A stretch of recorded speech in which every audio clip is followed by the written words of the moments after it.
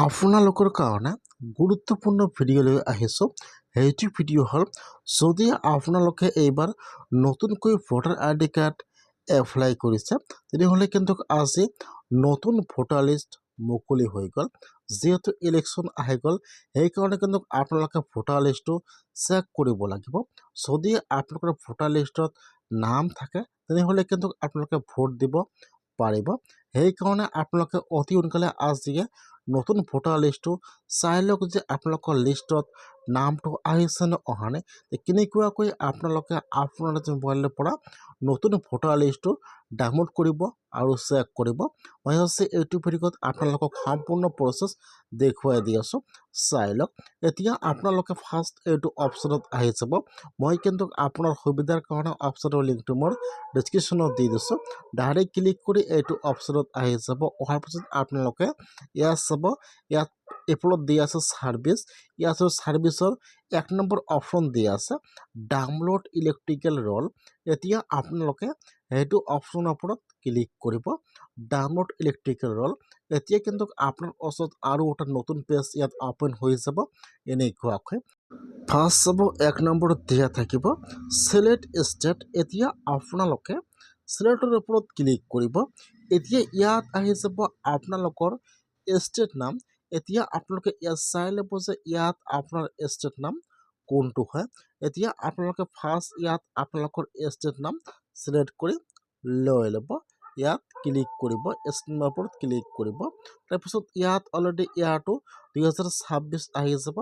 ইয়াত আহি যাব ৰোল টাইপ, চিলেক্টত ক্লিক কৰিব।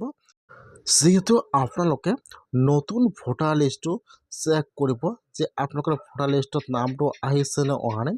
ইয়াত যিটো 1 নম্বৰত অপশ্যন আহি যাব, ইয়াত চাব SSR final roll revision to 2026।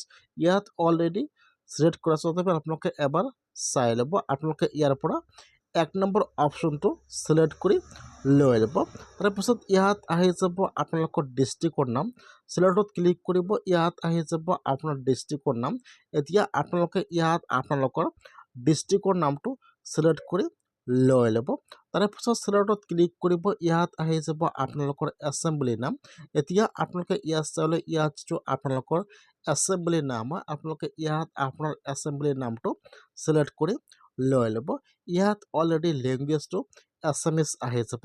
তাৰপিছত ইয়াত আহি যাব কেপচা। এতিয়া আপোনালোকে ইয়াত ফাৰ্ষ্ট কেপচাটো বহাই নিদিব। এতিয়া আপোনালোকে অলপমান তলত আহি যাব।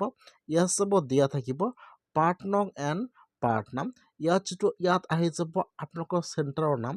এতিয়া আপোনালোকে ইয়াত চাব লাগিব যে ইয়াত আপোনালোকৰ চেণ্টাৰৰ নাম কোনটো হয়। যদি ইয়াত নাহে, ইয়াত চাব ইয়াত চাৰ্চৰ অপশ্যন দিয়া আছে। আপোনালোকে চাৰ্চত ক্লিক কৰিব। আপোনালোকে যিটো স্কুল বা যিটো কলেজত আপোনালোকে ভোট দিয়ে, আপোনালোকে আপোনাৰ স্কুল বা কলেজৰ নামটো ইয়াত আপোনালোকে লিখি চাৰ্চ কৰিব লাগিব। অথবা আপোনালোকে ইয়াত আপোনালোকৰ চেণ্টাৰৰ নামটো ইয়াত চাব। যদি ইয়াত অহা নাই, আপোনালোকে চাৰ্চত ক্লিক কৰি আপোনালোকে ইয়াত আপোনালোকৰ চেণ্টাৰৰ নামটো চাৰ্চ কৰিব। তাৰপিছত ইয়াত আহি যাব এনেকুৱাকৈ।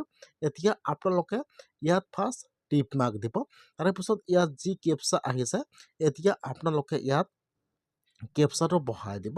কেপচাটো বহাই দি ইয়াত চাব দিয়া আছে ডাউনলোড চিলেক্ট PDF। এতিয়া আপোনালোকে ডাউনলোডৰ ওপৰত ক্লিক কৰিব। এতিয়া কিন্তু পেজটো অলপমান লোডিং ল'ব, আপোনালোকে অলপমান ৱেইট কৰিব। এতিয়া কিন্তু আপোনাৰ মোবাইলত PDF-টো ডাউনলোড হৈ যাব এনেকুৱাকৈ, ভোটাৰ লিষ্টটো ডাউনলোড হৈ যাব এনেকুৱাকৈ। এতিয়া আপোনালোকে লিষ্টটো অ'পেন কৰি চেক কৰিব লাগিব যে আপোনালোকৰ লিষ্টত নামটো আহিছে নে অহা নাই। যদি আপোনালোকৰ লিষ্টত নাম থাকে, তেনেহ'লে কিন্তু আপোনালোকে এইবাৰ ভোট দিব পাৰিব। যিসকলে এইবাৰ নতুনকৈ ভোটাৰ আইডি কাৰ্ড আবেদন কৰিছে, সেইসকলে আজিয়ে লিষ্টটো ডাউনলোড কৰি চেক কৰক যে আপোনালোকৰ লিষ্টত নামটো আহিছে নে অহা নাই। এইটো হৈছে 2026-ৰ নতুন লিষ্ট মুকলি হৈ গৈছে অহাকালি। সেইকাৰণে আপোনালোকে আজিয়ে লিষ্টটো ডাউনলোড কৰি অ'পেন কৰি চাই লওক যে আপোনালোকৰ লিষ্টত নামটো আহিছে নে অহা নাই। অথবা আপোনালোকে এইবাৰ ভোট দিব পাৰিব নে নোৱাৰে, আপোনালোকে এবাৰ কমেণ্টত জনাই দিব। আপোনালোকে অতি সোনকালে এনেকুৱাকৈ লিষ্টটো ডাউনলোড কৰি চেক কৰক যে আপোনালোকৰ লিষ্টত নামটো আহিছে নে অহা নাই।